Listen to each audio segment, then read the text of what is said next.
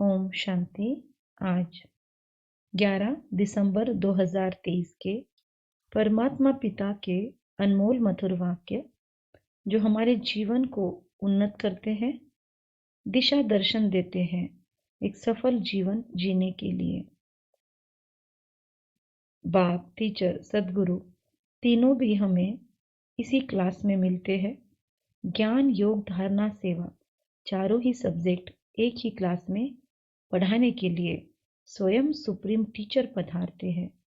वो अनमोल मधुर महावाक्य सुनने के हम बड़े सौभाग्यशाली चात्रक हैं।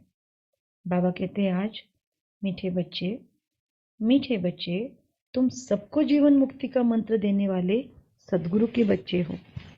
तुम ईश्वर के बारे में कभी झूठ नहीं बोल सकते। कितनी बड़ी जिम्मेदारी है। सबको जीवन मुक्ति का मंत्र देने वाले सदगुरु के बच्चे हो और तुम ईश्वर के बारे में कभी झूठ नहीं बोल सकते। कोई सर्वव्यापी कह रहा है, हामी नहीं भर सकते। उन्हें प्यार से समझाना तो जरूर है, नब्ज देखकर। तो आगे बाबा प्रश्न में पूछते हैं, सेकंड में जीवन मुक्ति प्राप्त करने की विधि और उसका गायन क्या है। सोचे उत्तर कि सेकंड में मुझे जीवन मुक्ति कैसे मिल सकती है, उसकी विधि क्या है और उसका गायन क्या है। उत्तर, सेकंड में जीवन मुक्ति प्राप्त करने के लिए प्रवृत्ति में रहते कमल फूल के समान पवित्र बनो। पहली ऑब्लिगेशन कि सेकंड में प्राप्त करना है तो प्रवृत्ति में रहे भले, लेकिन कमल फूल के समान प्रवृत्ति, परस्पर व्यवहार या शुद्धता पवित्रता का हो। तन की पवित्रता, मन की पवित्रता, धन की पवित्रता, संबंध में भी पवित्रता, संपर्क में भी पवित्रता। सिर्फ इस अंतिम जन्म में पवित्रता की प्रतिज्ञा करो तो जीवन मुक्ति मिल जाएगी। और अंतिम जन्म के भी, अगर अंतिम जन्म में हम अभी आए हैं तो इसके बाद अब जितना समय बचेगा उतना ही हमको ये प्रतिज्ञा करनी है। तो बहुत सस्ता सौदा है। इस पर ही राजा जनक का मिसाल गाया हुआ है कि गृहस्थ व्यवहार में रहते भी राजा जनक ने अष्टावक्र से जैसे ही ज्ञान मिला जीवन मुक्ति का, तो एक सेकंड में प्रतिज्ञा के आधार पर जीवन मुक्ति प्राप्त कर ली।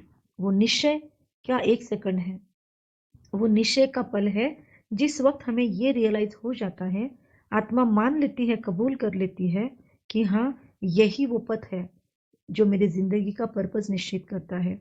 हाँ, यही वो दिशा है जिस पर अब मुझे बची हुई सारी जिंदगी शालीनता से, शिद्दत से और पूरे दृढ़ता के साथ चलना है।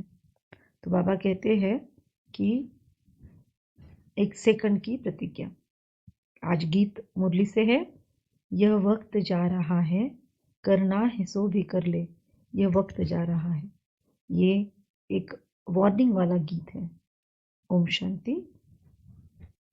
बाबा का स्वमान है आज कि बाबा सबका गति सदगति दाता है, जीवन मुक्ति दाता एक है।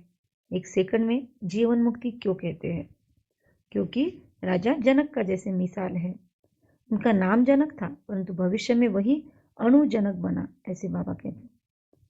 उनके लिए कहते एक सेकंड में उनको जीवन मुक्ति मिली, लेकिन सतयुग त्रेता में जीवन मुक्ति कहेंगे क्योंकि वहां पे जीवन जीते हुए भी हम आत्माएं जीवन के भीतर जो बंधन है, जो कड़वाहट है, जो भी कड़े संस्कारों का बंधन है या और भी हमारे किए हुए कर्म हमारे सामने आते रहते भुगतने के लिए, तो इन सारे संबंधों में भी आजकल बहुत ज़्यादा बंधन फील होने लगा है।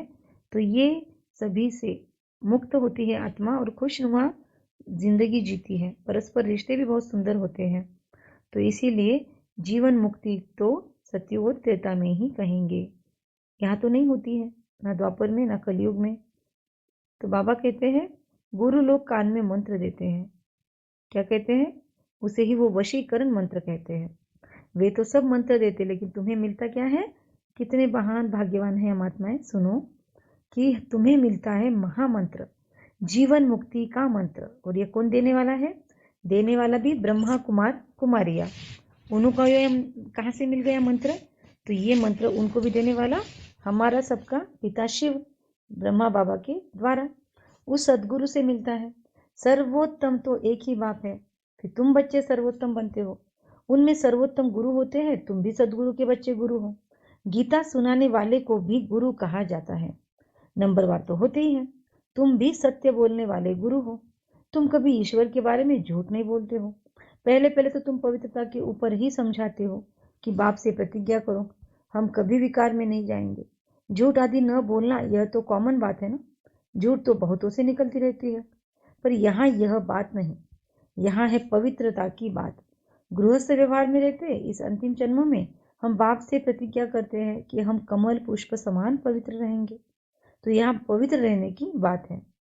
कहेंगे यह तो बहुत ऊंची मंजिल है, यह तो हो नहीं सकता। आत्माएं कहती है ट्रांसपेरेंस से कैसे रहे, शुद्धता से कैसे रहे घर में। तो बाबा कहते हैं कि तुम कहेंगे वाह क्यों नहीं हो सकता। तो ऐसा एग्जाम्पल सेट करने के लिए बाबा बोल रहा है, लेकिन इसके लिए युगल दोनों भी परस्पर सम्मान देकर एक दूसरे के पर्पस को समझते हो जीवन के और सपोर्ट करते हो, तो ये सहजता से होता है। वरना एक पार्टनर को हमेशा बहुत ही तकलीफ भरा जीवन जीना पड़ता है। अगर वो अपना जीवन मर्यादा से जीना चाहता है और दूसरा पार्टनर मर्यादाओं को छोड़कर जीना चाहता है, तो दोनों में कलह क्लेश होता है। इसीलिए दोनों गाड़ी के पहियों को साथ साथ ही अध्यात्म में आना चाहिए, साथ साथ ही पुरुषार्थ करना चाहिए, तो बेनिफिट बहुत अच्छा होता है। तो तुम कहेंगे वाह क्यों नहीं उठा सकता, ये तो गाया हुआ है। क्या गाया हुआ है? कमल फूल समान परमात्मा ने हमको बनाया, तो यह गायन है। जरूर शास्त्रों का यह दृष्टांत बाबा ने दी हुई शिक्षाओं के आधार पर है। ऐसे भी है भी भगवानुवाच या ब्राह्मणोवाच। भगवान सबका नहीं सुनाते हैं। बाबा कहते हैं सबको नहीं सुनाते भगवान, हम कुछ सिलेक्टेड सोल्स है जिनके लिए भगवान रोज आते हैं ये ज्ञान रत्न सुनाने। तो अपनी पीठ थपथपाओ और कहे खुद को कि वाह क्या भाग्यवान हो तुम, जो तुमको मुरली सुनाने रोज भगवान आता है। और आजकल तो रोज मुरली पर ही आ जाता है, हमारे हाथों में आ जाती है डायरेक्ट बाबा की सारी सदगति की राह। लेकिन हम कितना खुद पे पुरुषार्थ करते हैं उस पर डिपेंड करता है। तो इसलिए ब्लिस भी है। तो भगवान वाच है, सबको नहीं सुनाते, जो ब्रह्मा वत्स है उनको ही सुनते हैं। ये बात तुम्हें सबको समझानी है, क्योंकि मूल बात है शुद्धता की, कमल के फूल समान पवित्र रहने की। बाबा कहते हैं ये प्यूरिटी के संस्कार, ये शुद्धता का व्यवहार, यह गृहस्थ मार्ग के अंदर रहते हुए अपने जीवन में ये सात्विकता लाने के संस्कार हमें राधे से अनुराधे और भविष्य में नारायण से अनुनारायण बना देते हैं। अब ये नए शब्द आज की मुरली में आए हैं, उसका एक्सप्लेनेशन आगे हम सुनते रहेंगे। यह एक्यूरेट बाबा हमको समझा रहे हैं। बाबा कहते हैं कि जो भी आते हैं उनको हमको एक्यूरेट सुनाते रहना है जो हमने सुना है। सेकंड में जीवन मुक्ति, वो सेकंड का क्षण जिस क्षण में हमको निश्चय हो जाता है कि यस यही हमारा जीवन है, यस यही हमारा पिता है, यस इन्हीं से ही हमको पहले भी मिली थी मुक्ति और जीवन मुक्ति और अब भी मिली है, इसके सिवा अब दूसरा कोई मार्ग नहीं है। जब ये निश्चय हो जाता है तो वो वाला सेकंड परमात्मा कहते हैं वही आपकी जीवन मुक्ति की शुरुआत हो गई है। फिर भले आगे बहुत पुरुषार्थ होता है, बहुत अप्स एंड डाउन्स होते हैं, बहुत बार हम जीतते भी हैं, बहुत बार हम अपने विकृतियों से हारते भी हैं, परिस्थितियों से बहुत बार जीतते हैं, फिर गिरते हैं, फिर संभलते हैं। तो वो तो प्रोसेस है, लेकिन वो सेकंड जब हमारा विश्वास बैठता है ना परमात्मा में, वो सेकंड बहुत अनमोल है, क्योंकि उस सेकंड के आधार पर फिर हम जिंदगी में कितनी भी मुश्किलातें आए उसको फेस करने के लिए रेडी हो जाते हैं। लेकिन वो सेकंड ही ना आए, वो निश्चय ही ना बैठे, तो कितनी भी मुरलियाँ पढ़ लो, कितना भी संबंध संपर्क में रह लो, लेकिन हमारे में वो लॉन्ग टर्म वाला पुरुषार्थ का जो जज्बा है वो नहीं उठेगा। हम कोई भी परिस्थिति में कुछ समय फिर सहन कर लेंगे और फिर एक लिमिट ठहरा देंगे और फिर बोल देंगे नहीं अब लिमिट हो गई और हम छोड़ देंगे। तो ये कैसे होता है? जो लोग छोड़ छोड़ के चले जाते हैं, जो लोग बहुत समय तक चलते और फिर निकल जाते हैं, क्योंकि प्रैक्टिकली जीवन में वो सेकंड ही नहीं आया जब निश्चय पक्का हो। तो वो पक्का निश्चय बहुत महत्वपूर्ण है। भगवान मेरे साथ है, ये बहुत अंदर से डीप में अंदर चला जाना चाहिए। तो भगवान में है जिसको मैं रोज सुन रहा हूँ मुरलियों में, ये कौन है, ये हस्ती कौन है? क्या हम ऊपर ऊपर से प्रजापिता ब्रह्मा को देखते हैं, या सिखाने वाले निमित्त बहनों को देख लेते हैं, भाइयों को देख लेते हैं, ब्रह्मा कुमार कुमारियों को देख लेते हैं? हम देखते किसको है? हम इस कार्य को समझते किसका है? ये मुरलियाँ हम रोज सुनते कैसे हैं? तो वो वाला सेकंड बहुत महत्वपूर्ण है कि कौन है जिसका यह ज्ञान है, कौन है जिसका हाथ पकड़ा है। बस वो सेकंड संभाल के रखना है जीवन में। अगर नहीं आया है अभी तक तो फिर उस पर सोचना है। तो बाबा कहते हैं कि इससे ही गृहस्थ व्यवहार में हो, चाहे भले संन्यास नहीं लिया है हमने, भले हम गेरुए पहन के नहीं घूमते हैं, भले हम कोई स्ट्रिक्ट ऐसे जीवन में जैसे सन्यासी आदि रहते हैं वैसे भी नहीं रहते हैं। हम तो सबसे बोलचाल रखते हैं, सबके साथ व्यवहार संभालते हैं, सारे अलग अलग त्योहारों में या अलग अलग उत्सवों में भी जाते आते हैं, तो सबसे हम लोकलाज निभाते हैं। लेकिन फिर भी गृहस्थ व्यवहार में रहते भी ऊंच पद पाया जा सकता है। भगवान वाच है ये, तो इसमें पूरी सत्यता है। परमात्मा कहते हैं, उसके बाद ब्रह्मा बाबा कहते हैं बीच में कि हम अनुभव से कहते हैं, गपोड़ा नहीं मारते। ब्रह्मा बाबा ने तो पूरा गृहस्थ व्यवहार देखा है, बाबा ने गरीबी भी देखी है, तो बहुत बहुत अमीरी भी देखी है, हीरे का व्यापारी भी बना है, तो लोगों ने अवहेलनाएं भी की है। बाबा ने भक्ति भी बहुत डीप की है, तो बाबा ने ज्ञान में भी अपने आप को पूरा की पूरा सरेंडर किया है। बाबा ने अपने बच्चों आदि को श्रेष्ठ संस्कार भी दिए हैं, तो बाबा ने अपने आप को फिर डिटैच भी किया है। तो ब्रह्मा बाबा अनुभव से कहते हैं, गपोड़ा नहीं मारते हैं। भगवान उवाच, मुख्य बात समझानी है खुद को भी और सबको भी कि भगवान सबका बाप है। अगर बाप है ये भी समझ लिया और वो भगवान है ये भी समझ लिया, तो बस यही निश्चय है। अगर वो बाप है सबका, तो फिर जीवन मुक्ति भी सबको देने वाला दाता वही है। आज परमात्मा का और एक स्वमान आया, जीवन मुक्ति दाता। जो भी लिखते हैं परमात्मा के स्वमान लिखने हैं, 1 पेज 2 पेज ऐसे छोड़ देने हैं हमें हमारी डायरी में, और वहाँ पर मुरलियों से मिलने वाले परमात्मा की महिमा के शब्द लिखने हैं। जैसे अभी आया जीवन मुक्ति दाता, और हमारे लिए जो जो शब्द मिलते हैं वो हमारे लिए स्वमान या एफर्मेशंस वाले भी कुछ पेजेस पीछे रिजर्व रखने हैं। तो बहुत सारी मुरलियाँ सुनते सुनते आपके पास एक लंबी लिस्ट बनेगी। फिर जब मेडिटेशन में कभी कभी मन नहीं लगता है, तो आप बस उन स्वमानों को पढ़ते रहो धीरे धीरे, तो बहुत उच्च अवस्था में आप उस मेडिटेशन में अनुभव करोगे। मतलब बोरियत आपकी एकदम से बदल जाएगी। ये ट्राई करके देखना। बाबा कहते हैं, यह प्रवृत्ति मार्ग, सन्यासियों का क्या है, निवृत्ति मार्ग, मतलब वो सब जिम्मेदारियां छोड़कर निकल जाते हैं। हम सब जिम्मेदारियां संभालते हुए ये सब ज्ञान मार्ग और प्रवृत्ति का मार्ग दोनों भी बैलेंस करके चल रहे हैं। तो प्रैक्टिकल चैलेंजेस तो गृहस्थ में ही आते हैं। जब कोई है ही नहीं रिश्ते नाते और व्यवहार जिम्मेदारियां, तो फिर हमने खुद को योगी बना लिया तो क्या बड़ी बात है। लेकिन सारी जिम्मेदारियां संभाल रहे हैं, व्यवहारिक अप्स एंड डाउन्स देख रहे हैं, रिश्तों के अप डाउन्स देख रहे हैं, और फिर भी खुद को स्टेबल रख पा रहे हैं, फिर भी खुद के मूल्यों को संभाल पा रहे हैं, फिर भी मूल्यों के साथ कॉम्प्रोमाइज़ नहीं कर रहे हैं, तो उसी को कहते हैं सही में प्रवृत्ति मार्ग। तो बाबा कहते हैं, राजयोग निवृत्ति मार्ग वाले सिखा ही नहीं सकते, क्योंकि राजा कैसे बने हैं। राजा तो वो है जो सब कुछ संभालते हुए खुद पर राज करते, खुद के कर्मेंद्रियों पर, खुद के स्वभाव संस्कारों पर। क्योंकि गृहस्थ व्यवहार में रहते हुए बहुत लोगों से हमको पाला पड़ता है, बहुत लोगों को संभालना पड़ता है, तो उस वक्त हमारे अंदर मूल्यों के साथ कॉम्प्रोमाइज़ करने की बात आ सकती है कि चलो मूल्य छोड़ देते हैं, शॉर्टकट अपना लेते हैं। लोग भ्रष्टाचार करते हैं, हम भी कर लेते हैं, लोग गुस्सा कर रहे हैं, हम भी कर लेते हैं। तो ये जो है आकर्षण, ये प्रवृत्ति में बहुत आते रहते हैं आए दिन। लेकिन उस वक्त नहीं भगवान ने क्या सिखाया है, नहीं बाबा ने आज मुरली में क्या बोला है, नहीं परमात्मा ने हमको क्या सिखाया है, हमको तो वैसा व्यवहार करना है। फिर से खुद को हम रिमाइंडर देते हैं और खुद को चेंज करते रहते हैं। तो ये जो चैलेंजिंग और चेंजिंग का प्रोसेस हम करते हैं गृहस्थ व्यवहार में, ये रियली हमको कुरुक्षेत्र में खुद पर राज्य करने का अनुभव दिलाता है। तो बाबा कहते हैं यही राजयोग है, और फिर हम ही राजयोगी दूसरों को राजयोग सिखला सकते हैं। हम छोड़ छाड़ के भाग गए सब कुछ और फिर बोल रहे हैं बातें राजयोग की, तो उसमें कोई बड़ी बात नहीं है, फिर वो तो अनुभव नहीं किया हुआ है। तो बाबा कहते हैं वह तो घर बार छोड़कर भाग जाने वाले हैं। अब ऐसा उनको डायरेक्ट नहीं बोल सकते हम, लेकिन प्रैक्टिकल में तो यही है कि नहीं उतनी ताकत है कि बाबा हम घर में रह के संभालें, तो ऐसे भी कुछ है, उनका अपना महत्व है। सन्यासी लोगों का जो पूरा निवृत्त होकर संन्यास करते हैं, त्याग करते हैं घर बार का, वो भी छोटी बात नहीं है। तो वो अपने आप में एक विशेष पार्ट प्ले कर रहे हैं, पर गृहस्थियों का भी अपना विशेष पार्ट है, किसी की किसी के साथ कंपैरिजन नहीं हो सकती है। लेकिन वह यह ज्ञान नहीं दे सकते राजयोग का, गृहस्थ मार्ग का। और यहाँ पर तो श्री लक्ष्मी नारायण से लेकर गृहस्थी चली आ रही है। तो लक्ष्य ही हमारा नर ऐसी करनी करे नर से श्री नारायण बने, और नारी ऐसी करनी करे नारी से श्री लक्ष्मी बने। तो इसके वजह से गृहस्थ व्यवहार में रहते हुए ही नर से नारायण और नारी से लक्ष्मी बनने की बात है, जंगल में जाके नहीं। तो बाबा कहते हैं यहाँ पे रहकर पवित्र बन के दिखाओ, कमल पुष्प की तरह। जैसे कमल का फूल अपना सारा जो प्रवृत्ति है, कमल ककड़ी है, उसकी डंडी है, टहनी है, वो सब कहाँ होते हैं, नीचे कीचड़ में होते हैं। तो उसका कनेक्शन कीचड़ के साथ है। रहता है इतने पानी के अंदर, लेकिन खुद के अंदर लवलेश ना कीचड़ का आने देता है, ना पानी को ठहरने देता है खुद के पंखों में, तो पंखुड़ियों में। तो इस तरीके से अगर हमारी रचना कमल के अंदर ये क्वालिटी है कि वो साथ भी नहीं तो छोड़ता अपने प्रवृत्ति से, अपने घर से और अपने संबंधियों से, लेकिन अपने आप को अलिप्त भी रखता है। ऐसे हमारे लिए भी ये संसार उस जल समुच्चय की तरह है जिसमें हमको रहना ही है।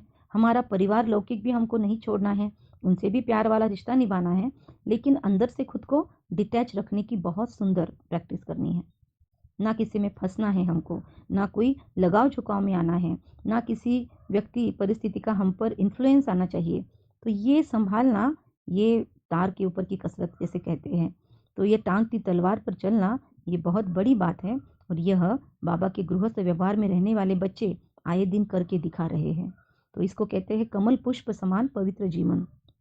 ये डेफिनेशन लिख के रख देना, ताकि जब भी कमल फूल का शब्द आए तो आपको तुरंत वो माइंड में पॉपअप हो जाना चाहिए।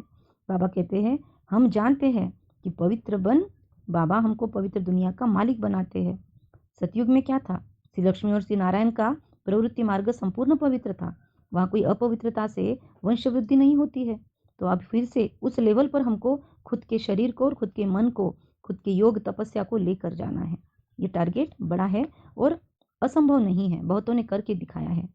यह दुनिया कैसी है, भ्रष्टाचारी, और हमको क्या बनना है, श्रेष्ठाचारी। क्योंकि आज, पहले तो एक पत्नी व्रता को भी विशेष मानते थे, आज तो उसमें भी कितना भ्रष्टाचार हो रहा है। क्या क्या चल रहा है दुनिया के अंदर, अगर आप देखो दुनिया के समाचार, बहुत रसातल में दुनिया जा रही है। आज प्रवृत्ति मार्ग में भी बहुत गंदगी आ चुकी है, इतना ज़्यादा भ्रष्टाचार हो चुका है रिश्तों के अंदर भी। आज पति पत्नी भी एक दूसरे से ईमानदारी से पूरा जीवन नहीं निभा पा रहे हैं। तो बाबा कहते हैं क्या वो दुनिया शिष्टाचारी, और यहाँ पर रावण ने भ्रष्टाचारी बनाकर रखा है। अब राम परमात्मा शिव, सबके दिल का राम, फिर से हमको श्रेष्ठाचारी मतलब श्रेष्ठ आचरण वाले श्रेष्ठाचारी बना रहे हैं। और एक सम्मान मिल रहा है हमको, मैं श्रेष्ठाचारी आत्मा हूँ। उम्मीद करते हैं आप रोज के सम्मान नोट कर रहे हैं। अगर आप करते हैं, आपको क्या अनुभव हो रहा है, तो आप रिप्लाई में, कमेंट में ज़रूर लिखें। अब ऐसे ही भ्रष्टाचारी दुनिया में ही भक्ति मार्ग चल रहा है, तो फिर भक्ति में भी कहीं कहीं भ्रष्टाचार आ जाता है ना। भक्ति के नाम पर लूट मार भी बहुत जगह चलती है। इसीलिए प्योर भक्ति करने वाले, उनको बहुत तकलीफ होती है दुनिया में, क्योंकि प्योर भक्त बहुत कम बचे हैं और ढकोसला दिखावा भक्ति के अंदर भी घुस गया है। भ्रष्टाचारी दुनिया से भ्रष्ट आचरण अब उसमें भी घुस गया है। तो परमात्मा कहता है दान पुण्य आदि भी करते रहते हैं, लेकिन वहाँ पे भी यही प्रॉब्लम है, क्योंकि भ्रष्टाचार बहुत है ना। तो इसीलिए बहुत लोग डिसाइड कर लेते हैं कि पता नहीं पैसा कौन से मार्ग से आता है, भ्रष्टाचार तो होता ही है, कहीं ना कहीं तो हमको कॉम्प्रोमाइज़ करना ही पड़ता है। तो इसीलिए फिर ऐसा पैसा आया हुआ है, उसको शुद्ध तो करना चाहिए। इसलिए उस शुद्धि के हिसाब से बहुत लोग फिर अपने जीवन में एक सुंदर नियम बना लेते हैं कि हमारी जितनी भी कमाई होगी उसमें से एक हिस्सा हम दान पुण्य में लगा देंगे, सेवा में लगा देंगे, गरीबों के या ज़रूरतमंदों के, या एक हिस्सा हम अब उनको और तो अध्यात्म पता नहीं है तो वो कहाँ लगाएंगे, वो मंदिर बनाएंगे या लोगों को ऐसे ही भोजन खिलाएंगे, तो वो समझते वही पे पुण्य है। लेकिन कम से कम अच्छा तो संकल्प है कि अपनी की हुई कमाई मेहनत से किसी और के हिस्से में लगाना, ये बहुत बड़ी बात है। तो ये व्यापारी लोग भी करते हैं, बहुत आत्माएं ऐसे अपने धन का प्लानिंग करते हैं, क्योंकि भ्रष्टाचार बहुत है और वो भ्रष्टाचारी धन हमारे घर में अप्लाई ना हो, धन की शुद्धि हो। तो ये एक टैक्टिक यूज की जाती है। समझते क्या है मनुष्य कि जितना भक्ति करेंगे, दान पुण्य करेंगे तो भगवान मिलेगा, लेकिन इसेंस के साथ करेंगे, अर्थ सहित करेंगे तो मिलेगा भगवान। परंपरा बोलकर, दिखावा बोलकर लोग कर रहे हैं इसीलिए हमने करना है, अर्थ कुछ नहीं समझ रहा है। मंत्र जाप करते रहना है क्योंकि किसी ने सिखाया है, अर्थ कुछ नहीं समझ रहा है। यज्ञ कर रहे हैं, तप कर रहे हैं, कोई व्रत उपवास कर रहे हैं क्योंकि दूसरों ने किया है, तो फिर फल नहीं मिलेगा। उसका मीनिंग समझ के, उसके पीछे के रहस्य समझ कर, खुद के स्वभाव संस्कार में अगर परिवर्तन हो रहा है तो फिर वो दान पुण्य, वो भक्ति ठीक है। लेकिन खुद के स्वभाव संस्कार में, लोक व्यवहार में कुछ ट्रांसफॉर्मेशन नहीं है और बहुत दिनों के भक्त हैं हम पुराने, तो क्या फ़ायदा है। तो कहते हैं परमात्मा को भक्त सारे कि आकर हमको श्रेष्ठ बनाओ।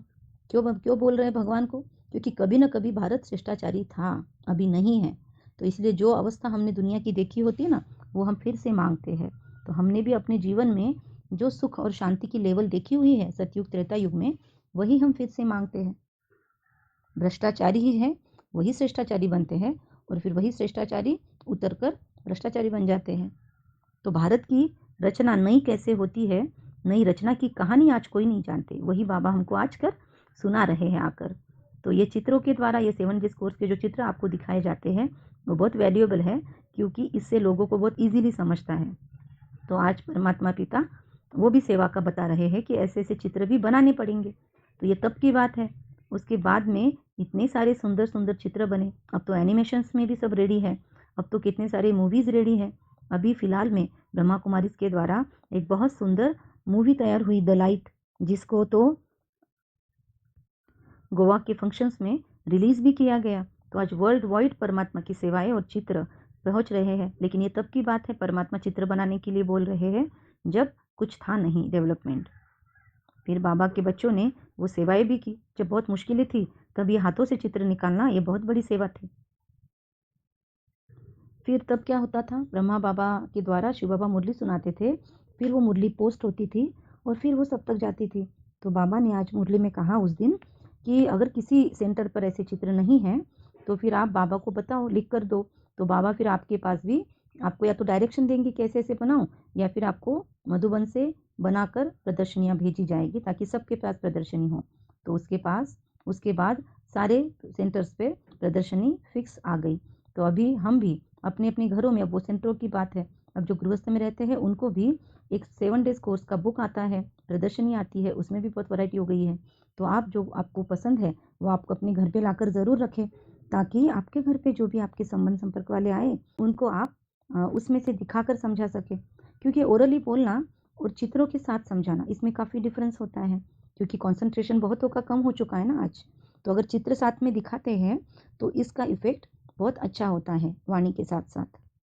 फिर उस दिन की मुरली में बाबा ने कहा कि गोले के ऊपर 10 सिर वाले रावण का चित्र बना दो, स्वर्ग के गोले पर चतुर्भुज बना दो, और उसमें लिख भी सकते हैं कि यह राम राज्य है, रावण राज्य है। तो अभी हमारे पास वो चित्र रेडी है, जिसके ऊपर 7 डेज के कोर्स की प्रदर्शनी के बुक में आप देख सकते हो कि 10 सिर वाला रावण है। फिर वहाँ पर कैसे नीचे दिखाते हैं कि स्त्री और पुरुष में कैसे ये 5-5 विकार है, जिसका कॉम्बिनेशन ये रावण बन गया, और फिर कैसे उसको हमको फिनिश करना है, कैसे वो दुनिया के ऊपर अपना साम्राज्य फैला रहा है, और कैसे परमात्मा अब हमको राय दे रहा है कि कैसे इस रावण के 10 सिरों को काटो। तो बहुत सुंदर चित्र है। फिर दूसरे स्वर्ग के गोले पर कहा चतुर्भुज बना दो, मतलब श्री विष्णु का स्वरूप, श्री लक्ष्मी और श्री नारायण का कंबाइंड स्वरूप, और वहाँ पर लिखे। तो ये सेवाएं बाबा ने जैसे जैसे बोली, तो बाबा के बच्चों ने, जैसे जगदीश भाई जी थे, रमेश भाई जी थे, और भी बाबा के कितने बच्चे थे, उन सब ने ये बनाए। विश्व किशोर दादा थे, आनंद किशोर दादाजी थे, ये सब बड़े बुजुर्ग होके फिर उन्होंने अपने शरीर छोड़ दिए हैं अभी, लेकिन उन लोगों ने उस वक्त में अपने यूथ काल में बाबा की ये सारी आज्ञाओं को फॉलो किया। तो उनका कितना पार्ट श्रेष्ठ होगा, क्योंकि मेहनत जब करनी होती है मुश्किल के समय पर अगर कोई करे तो उसको विशेष कहते हैं। सब कुछ अवेलेबल है, अब तो एआई अवेलेबल है, आर्टिफिशियल इंटेलिजेंस से अभी तो सब कुछ बना सकते हैं। तो ये कोई बड़ी बात नहीं अगर हमने अभी कुछ बनाया, तब की बात विशेष थी, क्योंकि तब परमात्मा को ज़रूरत थी, और ज़रूरत के वक्त में भगवान को जो मदद करते हैं उनका विशेष रोल बनता है। तो अभी भी हमको समय है, अभी परमात्मा स्वीकार कर रहा है हमारी सेवाएं, धन तन मन, तो अभी हमको सफल करना चाहिए। तो एक्चुअली मुरली के पॉइंट्स अलग होते हैं, पर उससे हमको कुछ सीख लेनी होती है, इसलिए आपको ये इतना विस्तार में समझाया कि मुरली की हर पॉइंट कैसे हमको जीवन से कनेक्टेड पॉइंट्स को सिखाती है। तो हमको मुरली सिर्फ एक प्रोटोकॉल है, रोज का एक नियम है बोलकर नहीं सुनना चाहिए। रोज की मुरली का बैठकर बाद में रिवीजन भी करना चाहिए। ये पॉइंट क्यों आई होगी, इससे मेरे लाइफ में मैं क्या अप्लाई कर सकती हूँ, इस मुरली के पॉइंट से मेरे जीवन में क्या श्रेष्ठ सकारात्मक इम्प्रूवमेंट या परिवर्तन मैं कर सकती हूँ। इस पर अगर हम तवज्जो दें, इस पर अगर ध्यान दें, तो फिर ये मुरलियाँ हमारे जीवन को बनाएगी। नहीं तो सिर्फ हम रट्टा मारते रहेंगे, जैसे भक्ति में शास्त्र पढ़ते आए वैसे ये मुरलियाँ भी शास्त्र ही बन जाएगी। बहुत बार बहुत लोग ऑडियो लगा देते हैं और फिर अपने कार्य करते रहते हैं, पर उसके पास ध्यान देकर अगर हमारा कार्य चल रहा है तो बेनिफिट होगा। लेकिन नाम के लिए घर में मुरलियाँ बज रही है तो उससे कुछ फ़ायदा नहीं होगा। तो हमको अटेंशन बहुत देना है मुरली पर, ये हमको ये पॉइंट से समझना है। भले हम कम समझे, भले हम आधी आधी मुरलियाँ पढ़े, भले हम पार्ट पार्ट में मुरली पढ़े, पर जितना भी पढ़े उसको जीवन में लाने की कोशिश करनी है। फिर बाबा कहते हैं कि पहले पहले अलग हुई है देवी देवताओं की आत्माएं। एक शब्द बाबा ने यहाँ कहा कि आत्मा परमात्मा, ऐसे लोग गाते हैं कि आत्मा परमात्मा अलग रहे बहुकाल, सुंदर मेला कर दिया जब सदगुरु मिला दलाल के रूप में। तो ये किसके लिए गायन है, आत्मा, हम आत्माएं उस परमात्मा पिता से अलग हो गए थे। बहुकाल मतलब 5000 साल पहले अलग हो गए थे हम। जब सतयुग में नीचे आए तो हमने बाबा को छोड़ा। सबसे पहले पहले जब हमने सतयुग में एंट्री की तो हमने वहाँ परम धाम से बाबा का हाथ छोड़ा, और फिर वहाँ से हम सतयुग, त्रेता युग, द्वापर युग, कलयुग, 1250, 1250, 1250, 1250, ऐसे करते करते 5000 साल तक वापिस गए नहीं परम धाम। तो बहुकाल, उस इतने काल तक हम बाबा से दूर रहे। फिर से ब्रह्मा बाबा के थ्रू सदगुरु परमात्मा शिव हमें फिर से मिला, और हमारा परमात्मा के साथ आत्माओं का मिलन करवाने के लिए ब्रह्मा बाबा निमित्त बने। उन्होंने अपना जीवन नहीं दिया होता, अपना शरीर नहीं दिया होता, तो हम कैसे मिलते शिव बाबा से? तो वह जरूर आएगा ना परमात्मा, लेकिन ये हिसाब कोई नहीं जानते। तो मतलब गाते हैं ऐसे कि जब सदगुरु मिले दलाल के रूप में, कोई मिलता है तो सदगुरु मिलते हैं, लेकिन ये गाया, लेकिन उसका मीनिंग परमात्मा समझा रहा है। अलग रहे हैं मतलब कभी ना कभी एक तो हुए होंगे, साथ में हुए होंगे, तो ये हिसाब बाबा समझा रहा है। थोड़ा सा इसको फिर से सुन के समझना। तो पहले पहले अलग कौन हुई बाबा से? जो देवी देवताओं की आत्माएं थी, जो सतयुग में नंबर 1 में 111 में आए होंगे श्री कृष्ण और श्री राधे के साथ में, वो 9 लाख आत्माएं देवी देवताएं सबसे पहले बाबा से परम धाम से अलग हुई होंगी, तो उतनी आत्माएं कम। उसके बाद द्वापर त्रेता युग में जो आत्माएं उतरी वो उसके बाद में बाबा से अलग हुई। फिर द्वापर युग में जो आत्माएं आई उन्होंने तो सतयुग और त्रेता युग देखा ही नहीं, तो वो आत्माएं 2500 साल तक ऊपर ही थी परम धाम में। उसके बाद वो आत्माएं नीचे उतरी। तो देखो कैसे परम धाम सीक्वेंस में खाली हो रहा है। और बाबा को क्या फील हो रहा होगा जिसका घर ऐसे करोड़ों आत्माओं से भरा हुआ है और बच्चे जा रहे हैं लौट लौट में नीचे। सोचिए, बाबा की जगह पे रहकर सोचिए, परम धाम में जाकर सोचिए कि एक बाप को क्या फील होता होगा। फिर और कलयुग के अंदर आत्माएं उतर गई, फिर कलयुग की आत्माएं नीचे आ गई, है ना। तो अब सारा ही जैसे उसका वतन खाली हो गया, तो वो कहता है मुझे भी बेआरामी होती है कि सारे बच्चे चले गए। फिर नीचे जाके क्या करते हैं, अच्छा कार्य करते करते फिर बिगड़ जाते हैं, संस्कार भूल जाते हैं। बाबा ने जो भर भर कर दिया था वो सब कुछ गंवा देते हैं। फिर से चिल्लाने लगते हैं कि बाबा आओ, हमको ऊपर भी नहीं आते आ रहा है, क्योंकि हम भूल जाते हैं रास्ता घर का। और फिर से परमात्मा पुकार सुन के फिर लास्ट में संगम युग में उतरता है, और फिर से प्यार मिलता है, फिर से वो शिक्षाएं मिलती है, और हम फिर से अपना जीवन बनाते हैं। तो कितना सुंदर ये प्रोसेस है। तो बाबा कहते हैं यह नॉलेज है, कोई को भी इस प्यार से समझाना है। तो सुनाना कैसे? शुरुआत में ऐसे पूछ सकते हैं कि आत्माओं, परमात्मा से आपका क्या संबंध है? वो बताएंगे कुछ ना कुछ। तो फिर परमात्मा पिता का, परम पिता परमात्मा का ऑक्यूपेशन, मतलब उसका क्या कार्य है, उनका बिजनेस क्या है, उनका ऑक्यूपेशन बताओ। क्या नहीं जानती हो? तो ऐसा बच्चा तो होता नहीं जो बाप के ऑक्यूपेशन को नहीं जानता है, क्योंकि परम पिता शब्द यूज करते हैं, मतलब वो आपका क्या हुआ? तो कहेंगे हमारा पिता है। तो क्या किसी बच्चों को पूछे आपके पिता क्या करते हैं, आपके पापा क्या करते हैं, तो तुरंत बता देगा डॉक्टर है, इंजीनियर है, हमारा शॉप है। और हमको पता ही नहीं है हमारा बाप क्या करता है, शिव बाबा। तो फिर बाबा कहते हैं इस तरीके से इनडायरेक्टली पूछो तो आत्मा को रियलाइज होगा कि सच्ची हम तो परमात्मा को पिता कहते हैं, पर वो करता क्या है एग्जैक्टली वो मालूम तो होना चाहिए, और करता कैसे वो भी मालूम होना चाहिए, वरना क्या हमारा संबंध क्लोज नहीं है परमात्मा से।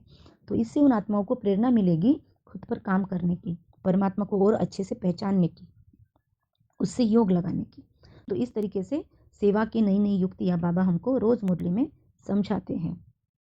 फिर बाबा आगे कहते हैं, बाप बैठकर समझाते हैं कि तुम अपने जन्मों को नहीं जानते हो, मैं समझाता हूँ।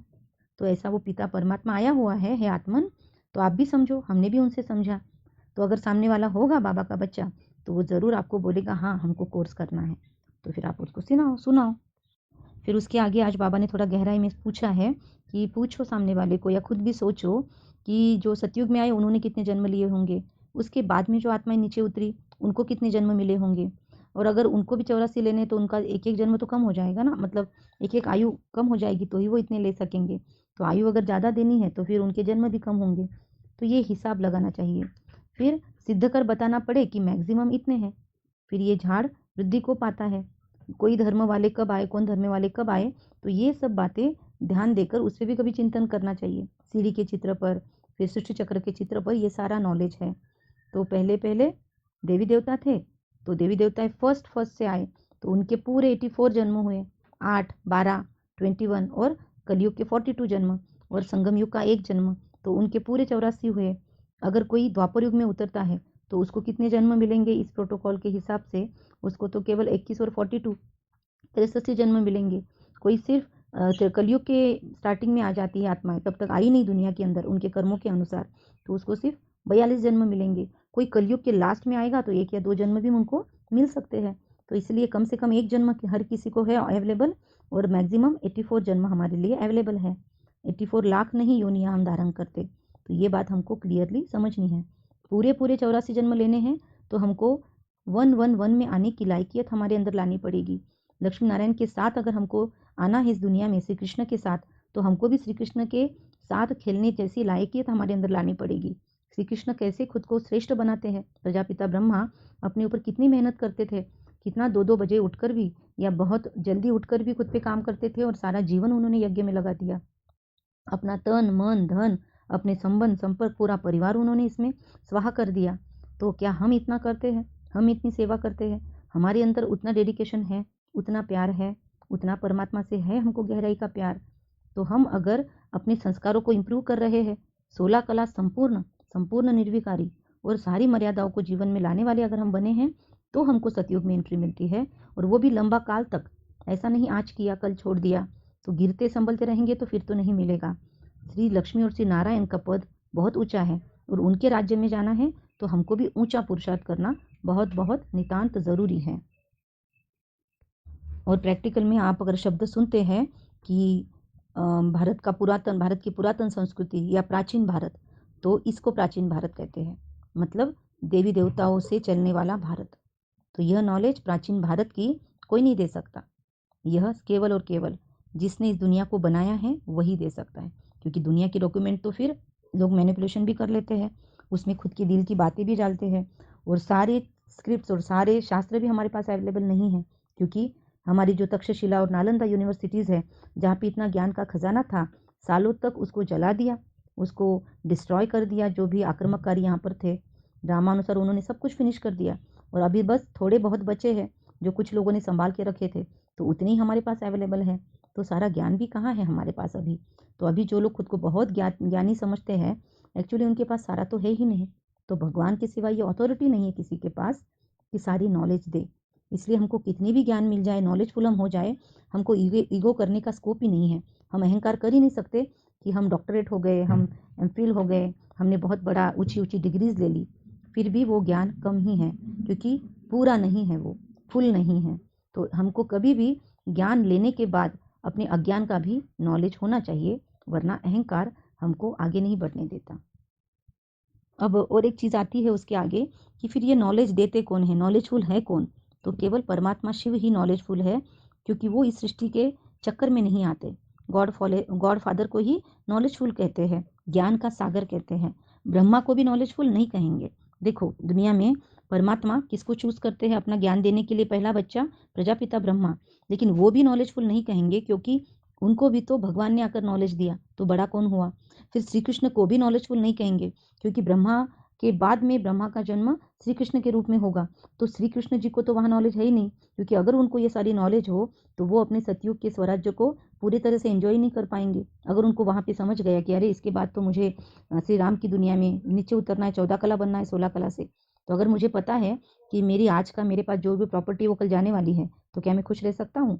तो इसीलिए सतयुग के देवी देवताओं को ये नॉलेज भुला दी जाती है, ताकि वो अपने सुख को 100% एंजॉय कर सके। तो उनको भी ये नॉलेज नहीं है, और उनको ज़रूरत भी नहीं है वहाँ नॉलेज की, क्योंकि वहाँ पे उनको कोई दुख ही नहीं है, ना ही वहाँ पे कोई पाप है, तो वो एंजॉय कर सकते हैं सतयुग को। यहाँ पे हमारी दुनिया में अज्ञानता है, इसीलिए हमको ज्ञान की ज़रूरत है। सतयुग में अज्ञानता है ही नहीं, वहाँ पे तो आत्मा फुल है अपने सारे श्रेष्ठ संस्कारों में, तो वहाँ उसको क्या ज़रूरत है ज्ञान लेने की? यहाँ पर हमारे अंदर कमी कमजोरियाँ है, वो नष्ट करने के लिए ज्ञान की हमको ज़रूरत है। तो ये समझने की बड़ी क्लियर नॉलेज है ना? एक एक नॉलेज पर हम कितना समय विस्तार से समझ सकते हैं। तो ये समझने की नॉलेज है, क्लियर नॉलेज है, सिर्फ सुनने की नहीं है, इस पे चिंतन भी चलना चाहिए। अच्छा, तो ये सब सेवा करने के लिए तो हमको आगे आना है, आपस में मिलकर सेवाएं ज़रूर करनी है। लेकिन बाबा ने कहा आगे कि जिसकी लाइन क्लियर नहीं होगी, जिसके अंदर कोई विकार होगा, जो किसी के नाम रूप में फंसा होगा, तो वह यह सेवा का कार्य नहीं कर सकता। करना है जेन्युइनली तो बड़ी बुद्धि की लाइन क्लियर चाहिए, अंदर में कोई खोट नहीं होनी चाहिए।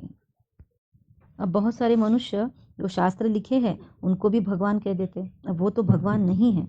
उन्होंने तो प्रेरणा से जो उनको प्राप्त हुआ वो दिया है। भगवान केवल एक ही होता है, मनुष्य को हम भगवान कैसे कह सकते हैं? वास्तव में धर्म के शास्त्र है ही 4, और भारत का धर्मशास्त्र है ही एक, माई बाप गीता। तो भगवत गीता की भगवान बहुत महिमा करते हैं। शास्त्र भले कितने भी हो, लेकिन सभी शास्त्रों का माई बाप, सबकी माँ भगवत गीता है, क्योंकि भगवत गीता के बाद सारे शास्त्र आए हैं, तो इसलिए बहुत ऊंचा मान है।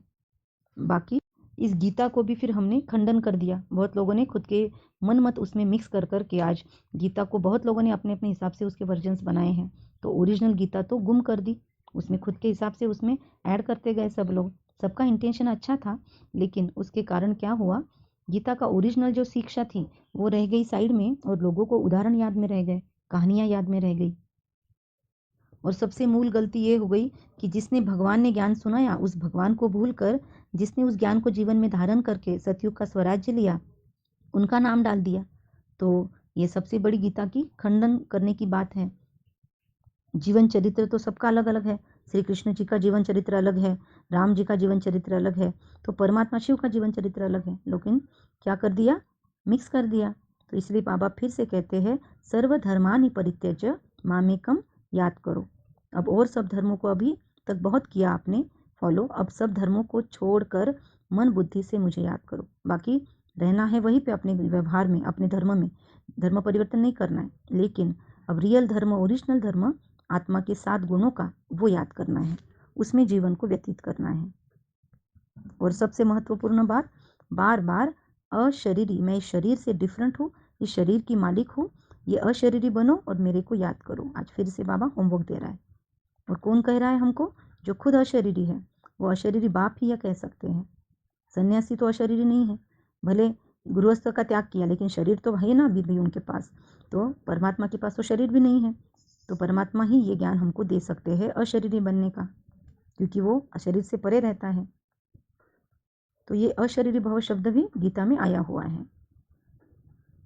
अब और एक मंत्र सबको मिलता है कि देह सहित, देह के सब संबंधों से परे होकर माम एकम याद करो, तो तुम मेरे पास आ जाएंगे। मेरे पास आएंगे मतलब परम धाम में जाएंगे, और परम धाम को कहते हैं मुक्ति, और मुक्ति के बाद मिलेगी सतयुग में जीवन मुक्ति। तो वाया मुक्ति में ही सबको जाना पड़ेगा। तो हमको जीवन मुक्ति का लक्ष्य रखना चाहिए। मुक्ति तो फ्री में मिलने ही वाली है। लोग मुक्ति का लक्ष्य रखते हैं, पर उसके साथ फ्री में जीवन मुक्ति नहीं मिलती, पर जीवन मुक्ति के साथ मुक्ति जरूर मिलेगी। सतयुग का पुरुषार्थ कर लिया तो परम धाम में जाने को मिलेगा ही मिलेगा, लेकिन सिर्फ परम धाम का ही पुरुषार्थ करते रहेंगे तो सतयुग की गारंटी नहीं है। ये थोड़ी गहरी बात है समझने की। अच्छा, तो जो भी आते हैं सतो रजो तमो में पास करते हैं। कोई भी आत्मा इस दुनिया में आती है तो सबसे पहले वो एक स्टेज में सतो अवस्था में रहती है। भले वो लास्ट के जन्म में भी आए तो भी उसके जीवन का कुछ कालखंड वो बहुत सात्विकता की हाई स्टेज में रहेगी वो आत्मा। उसके बाद रजो, उसके बाद तमो, और उसके बाद तमो प्रधानता में आ जाती है। तो ऐसे हर कोई जब भी आएगा दुनिया में एंट्री करेगा, उसको ये चारों अवस्था से पास होना है। डायरेक्टली कोई भी रसातल में नहीं जाता, पहले वो अच्छा ही होता है कोई भी व्यक्ति, लेकिन अपने मूल्यों के साथ कौन कितना जीता है उसके हिसाब से वो तमो प्रधान में आएगा। कोई कोई सारा ही छोड़ देते हैं तो एकदम नीचे चले जाते हैं, और कोई कोई फिर से खुद को रियलाइज़ करके अच्छा बना लेते हैं। कितने लोग तो जेल में भी ये 7 डेज़ का कोर्स उनको मिला वहाँ पर, और वहाँ से भी कितने लोगों ने खुद को परिवर्तन किया है। कितने लोग तो डाकू होने के बावजूद उनको ज्ञान मिला और उन्होंने अपने जीवन को बदल दिया। जैसे डाकू पंचम सिंह हैं, उन्होंने डाकू होने के बाद, कितना कुछ करने के बाद उनको ये ज्ञान मिला और उन्होंने अपने जीवन में परिवर्तन लाया है। कितना उन्होंने बैठ कर खुद के ऊपर काम करके जितनी आत्माओं को तकलीफ दी है उनको सबको माफ़ी मांगी है। तो उनके जीवन का भी विशेष अनुभव वो लोग वो सुनाते हैं, बहुत बार सेंटर्स पे आते हैं और ये सेवाएं वो कर रहे हैं। तो ऐसी भी आत्माएं बाबा के पास है जिन्होंने बहुत पतित कर्म करके फिर खुद को सुधारा भी है। तो बाबा कहते हैं हर एक की अपनी अपनी जिम्मेदारी है। समझाने कितनी अच्छी है, परंतु बच्चे एक कान से सुनकर दूसरों से निकाल देंगे तो फिर क्या फ़ायदा है। अच्छा, कम बोलेंगे, धीरे बोलेंगे, मीठा बोलेंगे, सत्य और सोच समझ कर बोलेंगे, निमित्त भाव, निर्माण भाव और निर्मल वाणी रखेंगे। तो ये मुरली बहुत बड़ी और डीप है, इसलिए इसको ध्यान से सुनना और समझना ज़रूरी है। अच्छा, मीठे मीठे रूहानी बच्चों प्रति रूहानी बाप व दादा का याद प्यार, गुड नाइट, याद प्यार और गुड मॉर्निंग, और रूहानी बाप की रूहानी बच्चों को नमस्ते। हम रूहानी बच्चों की रूहानी माता पिता बाप दादा को याद प्यार, गुड मॉर्निंग और नमस्ते नमस्ते। वाह बाबा वाह, शुक्रिया बाबा शुक्रिया, वाह ड्रामा वाह, वाह मुझ आत्मा का श्रेष्ठ से श्रेष्ठ भाग्य वाह। धारणा, बाप जो हमको सुनाते हैं वो एक कान से सुन दूसरे से निकालना नहीं है। ज्ञान के नशे में रहकर अतीन्द्रिय सुख का अनुभव करना है। सभी को सेकंड में मुक्ति और जीवन मुक्ति का अधिकार देने के लिए यही महामंत्र सुनाना है कि देह सहित देह के सब संबंधों को निभाते हुए बाप को याद करना है। वरदान ब्लेसिंग, क्लियर बुद्धि द्वारा हर बात को परख कर यथार्थ निर्णय करने वाले सफलता मूर्त भव। जितना बुद्धि क्लियर होगी उतनी परखने की शक्ति प्राप्त होती है। ज़्यादा बातें सोचने के बजाय एक बाप की याद में रहो, बाप से क्लियर रहो, हर बात को सहज ही परख कर यथार्थ निर्णय बाबा की याद में रहेंगे क्लियर से तो कर सकेंगे। जिस समय जैसी परिस्थिति, जैसा संबंध संपर्क वाले का मूड, उसी समय उस प्रमाण चलना, उसको परख कर निर्णय लेना, यह भी बहुत बड़ी शक्ति है जो सफलता मूर्त बना देती है। वरना सामने वाले का मूड समझ रहा है और फिर भी हम अपने ही हाँक रहे हैं तो फिर वहाँ पे संबंधों में प्रॉब्लम्स आती है। तो जैसा सामने वाले का मूड, संबंध संपर्क वाले का, उसके हिसाब से खुद को सेफ रखना है। स्लोगन है, ज्ञान सूर्य बाप के साथ। लकी सितारे वह है जो जग से अंधकार को मिटाने वाले हैं, अंधकार में आने वाले नहीं। मोस्ट इंपॉर्टेंट अंडरलाइन पॉइंट, ज्ञान सूर्य बाप के हम लकी सितारे उनके साथ हैं तो हम उनके साथ उनका कार्य बांटने वाले, मतलब अंधकार को मिटाने वाले हैं, ना कि खुद अंधियारे में रहने वाले। तो वरदान और सार भी बहुत बहुत इम्पोर्टेंट है आज। अच्छा, आज की मुरली में रात्रि क्लास भी है, वो भी हम आगे सुनेंगे। ओम शांति।